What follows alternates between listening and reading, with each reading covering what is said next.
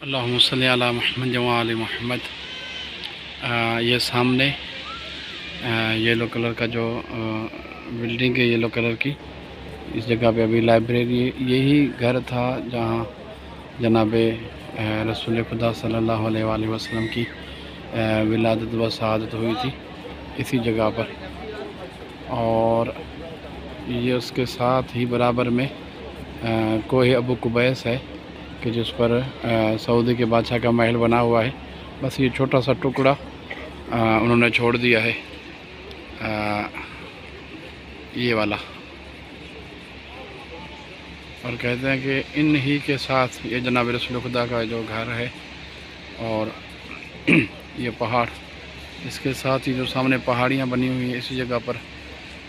3 سال جو شاب ابی طالب کہلاتا ہے، حضرت ابو طالب جناب رسول خدا کی حفاظت میں جب مکے کے لوگوں نے سوشل بائیکاٹ کر دیا تھا۔ اب اس سے حرم کی طرف جب ہم آئیں گے تو یہ درخت جس جگہ پہ ہیں اس کو بیت خدیجہ، جناب خدیجہ کا گھر کہتے ہیں کہ اس جگہ پہ تھا۔ ایک اور جگہ بھی اس طرف کو بتائی جاتی ہے، لیکن زیادہ تر یہی کہتے ہیں کہ اسی جگہ پر بی بی کا گھر تھا اور اسی جگہ پر جناب زہرا سلام اللہ علیہا کی ولادت و شہادت ہوئی تھی۔ کیونکہ یہ تو کسی چیز کو بھی سنبھال کر نہیں رکھتے، یہ ابھی پہلے جالی لگا کے رکھی تھی لوہے کی، ابھی جو ہے یہ کھلا ہوا ہے، تو اندر لوگ آ جا رہے ہوتے ہیں۔ یہ پورا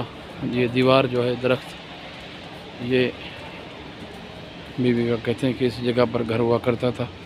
جس کے تھوڑے سے نشانات انہوں نے باقی رکھے، ہو سکتا ہے آگے چل کے یہ باقی نہ رہے۔ یہ پورا، اس کو پہلے انہوں نے جالی لگا رکھی تھی، ابھی جو ہے یہ انہوں نے کھول دیا ہے۔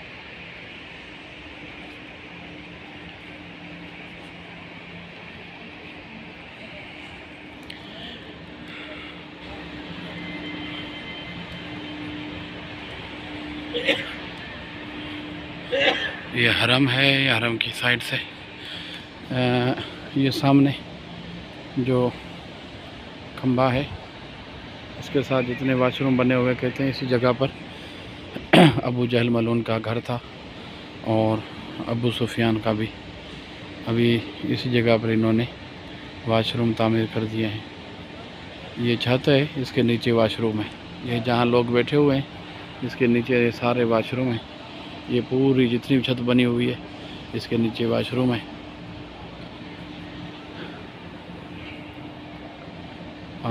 اور یہ مکتب، اور یہ مکتب جو ہے، یا کوئی چیز اگر گم ہو جاتی ہے یا کوئی بندہ گم ہو جاتا ہے تو اس کے بارے میں معلومات، انفارمیشن ملتی ہے اس جگہ پہ۔ تو کوئی بھی اگر زیارت پر آئے، اگر کسی کو پتہ نہ ہو تو وہ اپنے حساب سے یا اس ویڈیو کے ذریعے سے معلوم کر سکتا ہے کہ جناب خدیجہ سلام اللہ علیہا کا گھر کس جگہ پہ تھا۔ ایک یہ جگہ بتائی جاتی ہے، اور دوسرا جو ہے اس